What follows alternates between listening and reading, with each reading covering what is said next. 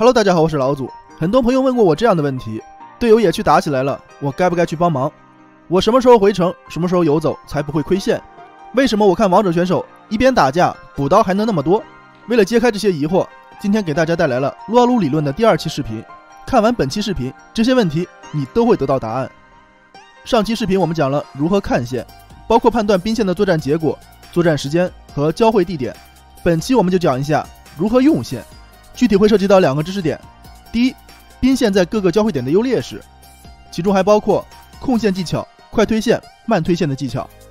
第二，如何利用炮车线，这个知识点曾经在某个职业教练的复盘中被提到过，但是很多普通玩家甚至是王者选手都没有刻意留意过。提升对炮车线的使用细节，可以大幅提升你每局的经济情况，所以今天这期视频一定不会让你失望。那我们现在开始，我们还是先从上路说起。上路一共有3个交汇点，这3个交汇点分别对应以下3种情况。第一种，对方兵多，兵线在己方塔前。第二种，双方小兵数量差不多，兵线在中线附近。第三种，己方兵多，小兵在对方塔前。你可能会问，为什么只有这3种情况，没有更多的情况了呢？因为其余的情况都可以以很小的代价回归至上述3种情况。举个例子，假如己方兵多，兵线在己方塔前，那么根据我们第1章所讲，在这种情况下，对方的小兵会快速阵亡，而己方的小兵基本不会有损失。对方如果敢跟你拼的话，那么肯定是顶着大量的兵线在跟你对拼，所以对方肯定不会跟你拼，而是放置兵线不管，等兵线慢慢回到塔前。到了塔前，背靠防御塔的保护，他也就敢补刀了。这样就回到了我们之前说的第3种情况，己方兵多，小兵在对方塔前。其他兵线情况诸如此类，一定会回到之前我们说的3种情况，我就不多解释了。接下来我们就从发育角度、对拼角度和支援角度这3个角度分别详细分析一下这3种兵线情况分别有什么优劣势。第一种，对方小兵多，兵线在己方塔前。因为有己方防御塔的保护，我们就可以安稳的补刀。比起兵线靠近对方塔下来说，除非对方越塔，否则对方的打野基本没有干开你的角度，相对来说我们比较安全。而且如果你面对的是诺手、奥拉夫这种英雄，如果线保持在塔前，对方一追你，你就可以跑进防御塔，也可以把被单杀的风险降到最低，所以这种情况是比较有利于我们补刀发育的。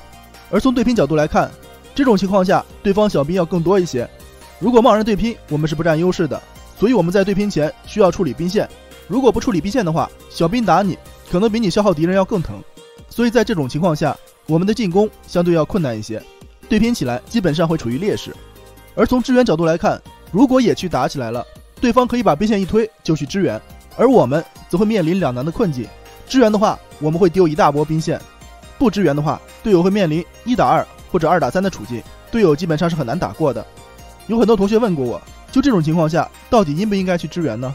其实这个也分情况，如果是在己方野区打起来了，自己支援的速度要更快一些，而且队友已经拼得你死我活了，你不去不行的情况下，那么该放弃兵线就放弃了，支援队友更重要一些。如果是在对方野区拼起来了，离你非常的远，你一看就觉得我就算现在过去也无济于事了，那么你就别去了。在我们线上没有线权的情况下，打野贸然入侵对方的野区就是在找死，这种情况下基本上是打野的问题要更多一些，而我们应该做的就是好好的补刀，尽量控一下兵线，让对方的上单损失更多的小兵，这也是一种间接止损的办法。所以去与不去的关键点还是在于你要判断去与不去这2种选择，哪个选择对团队的收益要更大一些。回到正题，我们总结一下，在第1种情况下，对方小兵更多，在我们塔前时，我们的发育比较安全，对拼处于劣势，支援处于劣势。然后是第2种情况，兵线处于中线附近，双方的小兵数量差不多，在这种情况下，小兵、防御塔这些天时地利的因素对于双方而言都基本相同，也就意味着对拼、发育、支援等角度双方基本都是相同的。在这种情况下，更关键的是双方自身的优劣势，优劣势才是决定你如何处理兵线的关键所在。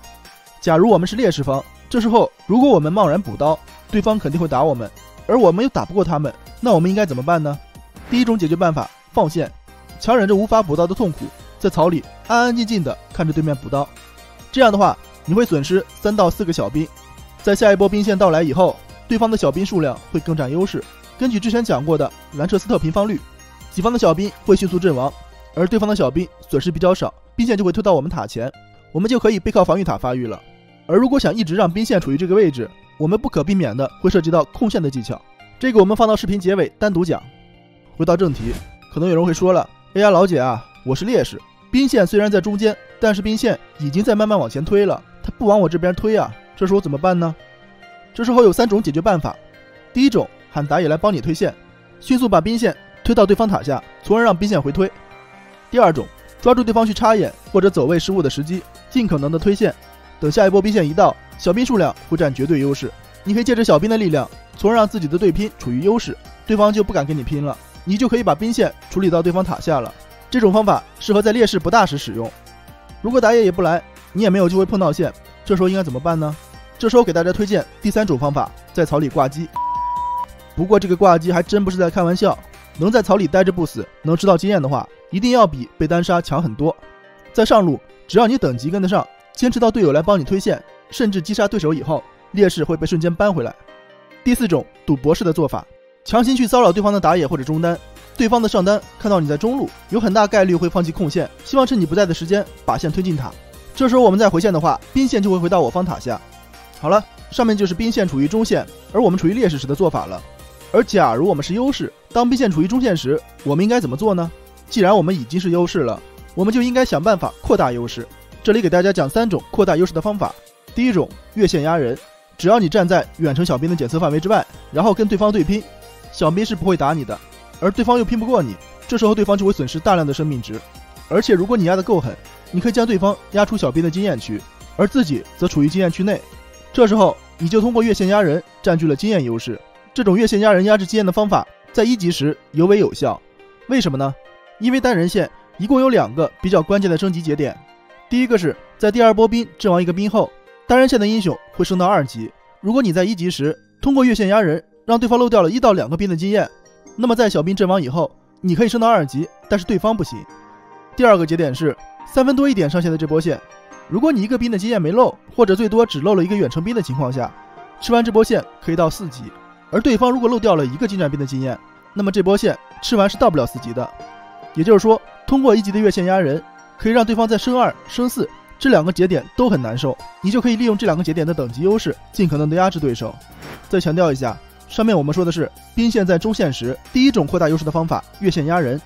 然后是第2种控线。如果兵线处于中线，但是在慢慢往你这边推，我们可以通过控线把兵线控到我们塔前，对方补刀就会更难更危险，我们就可以进一步压榨对方的经济了。第3种扩大优势的方法，推线。我们可以把线推到对方塔下，而根据推线的快慢，我们又可以把这个推线的过程细分为快推线和慢推线。我们先说快推线，为了更方便大家理解，我们利用中路来进行讲解。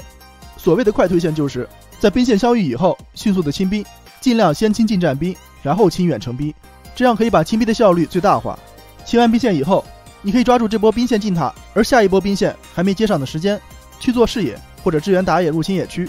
或者往河道走走，看下有没有支援边路的机会，再或者就简单直接的在对方塔下压制一波对手。除此之外，快推线在上路还有个额外的好处，因为上路线比较长，我们快推线的时候稍微控制一下节奏，兵线进塔以后会延缓下一波兵前进的步伐，使得下一波兵线的交汇点处于对方塔前，这时候兵线就会往我方塔下推，我们就可以控线了。上面是快推线的好处，接下来我们讲一下慢推线。所谓的慢推线，其实就是在第1波兵相遇时尽量直补尾刀，有空的话可以摸一摸后排兵。这样做的目的是减少己方小兵阵亡的同时，等下一波兵续上。在下一波兵续上时，我们可以尽可能快的把兵线清掉，在下一波兵赶到之前，把一大波线送到对方塔内，这样一来会给对方的英雄和防御塔带来很大的压力。跟快推线一样，你同样可以利用这段时间去进行一波长时间的游走，或者做一下视野，帮打野入侵野区，或者拿中立资源等等。而跟快推线不一样的是，你也可以在大量兵线进塔以后，抓住对方补远程兵的时间，尽可能压制对方的血量。一旦对方还击，你的小兵就会转头攻击他，大量小兵激活的伤害堪比防御塔的攻击。甚至你也可以喊打野来越塔，有一大波线的掩护，越塔会很轻松。而且一旦对方阵亡，对方就会损失大量的经济和经验，极有可能会一波爆炸。总之，慢推线的好处就是通过囤积多波小兵的方式，给对方的防御塔和英雄带来更大的压力。接下来我们讲一下最后一个交汇点，己方小兵数量比较多，处于对方塔前。其实这个跟第1种情况是镜像的，所以理解起来也很简单。发育处于劣势，对拼处于优势，支援处于优势，这个我就不赘述了。相信大家也都理解。上面的东西我们就讲完了，接下来是本视频的第二部分，炮车线的作用。有很多同学问过我不知道什么时候该去游走，或者会好奇为什么职业选手回程基本不会漏刀。这里面的关键点就是炮车线。首先我得讲一下被大家忽视的撸啊撸基础知识。在撸啊撸里，1分05秒会刷第一波线，之后每30秒刷一波线。而如果我们把3个近战兵和3个远程兵的这种线称为普通线，3个近战兵和3个远程兵外加一个炮车，这种线称为炮车线。你会发现撸啊撸里面前15分钟每2波普通线之后会有一波炮车线。举个例子，1分05秒的第一波线是普通线，1分35秒的第二波线也是普通线，而2分05的时候这波线会是炮车线。之后每3波线是一个循环。刷炮车线的时间点如下，大家可以参考一下，一直到游戏进行到15分钟，在15分钟之后会变成一波普通线之后就会有一波炮车线，而到25分钟之后每波线都是炮车线。这些时间点不用刻意去记，大家只需要知道一点，就是前15分钟每2波普通线之后会有一波炮车线，知道这点就足够了。然后请大家一定要记住我下面说的2句话。对兵线足够了解的选手一般会选择在下面这2个时间点回城。第一个，下一波线是炮车线时迅速清兵然后回城。第二个，这波兵线本身就是炮车线，迅速清完然后回城。我们先说一下下一波线是炮车线这种情况，不知道大家有没有这样的经历，我们想要回家补给一下，这时候我们把兵线清了，但是在我们回家的途中，对手把线推进了防御塔，防御塔吃掉了大量的兵线，导致我们这波回家非常的亏。有这种经历的同学请扣个1。这时候炮车线的作用就体现出来了，我们可以选择在下一波线是炮车线时迅速清完当前的兵线然后回城。因为前期大家清线的速度都比较慢，清掉一个炮车需要花费很长时间，而且即便对方清完了炮车，兵线进塔以后，防御塔在消灭一个近战兵以后会转头攻击炮车，而炮车比较肉，防御塔消灭炮车也需要很长时间。等你上线时大概率会发现自己只掉了1个近战兵的经验和经济。所以就有了我们第一个结论，在游戏前期如果你想要回城补给，你最好选择下一波线是炮车线时清完兵线然后回城，这样可以让你的回城损失降到最低。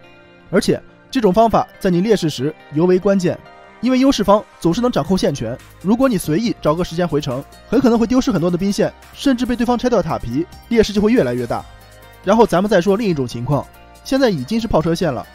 这时候如果我们快速推完线之后回城，对方也需要把炮车吃了以后再回城，这样的话对方吃炮车的速度本身就很慢，他很难清完炮车线以后再继续清一波线，把线推到我们塔下。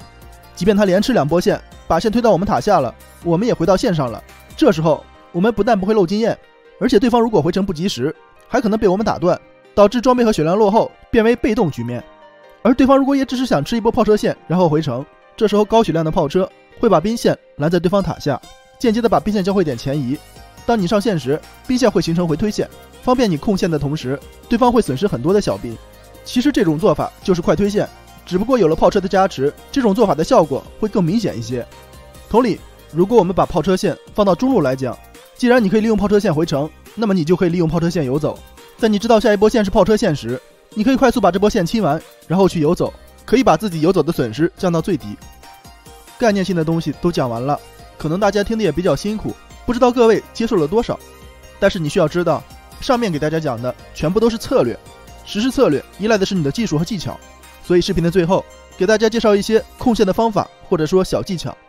第一种，己方兵更多，兵线不会自然回推。我们有2种方法来解决这个问题。第一个方法很简单，把兵线推进对方的防御塔，兵线自然就会回推了。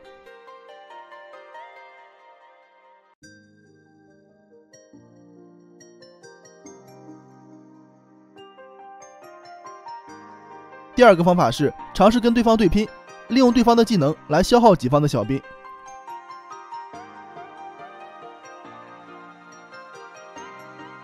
然后是第二种情况，两边小兵数量相当，交汇点处于中线附近。这里有3种方法。第一种，利用英雄卡一下对方小兵的位置，将兵线的交汇点前移，这样的话下一波兵一来，兵线就会往你塔下推了。第二种，越塔勾引一下对方的小兵，延缓对方小兵的上线时间。这种方法跟第一种的原理是一样的。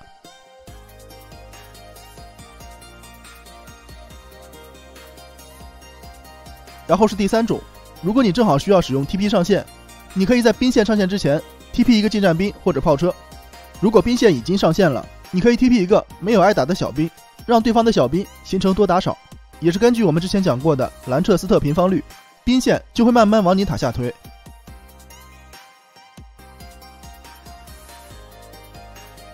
然后是第三种，对方的小兵更多，兵线已经会自然回推了，这时候我们的技巧都是为了延缓小兵进塔的节奏，方便我们进行控线。第一种方法，反复进出草丛，或者把小兵引向对方的防御塔，通过吸引小兵的仇恨，延缓小兵进塔的节奏。第二种，把小兵往侧面拉，这种方法适用于小兵已经离塔很近的时候，是一种比较勉强的控线方式，但是用这种方式也可以打乱对方的节奏。对方原本以为线已经进塔了，所以去游走或者回城了，但是线还是被你控住了，他要么来推线，要么就会损失一大波兵线。最后一种，肉身扛线，这个就没什么技术含量了，应该没有人不会。那么今天的视频就到此为止了，感谢各位的观看，如果喜欢的话请关注我支持我一下，我是老祖，我们下期再见，拜拜。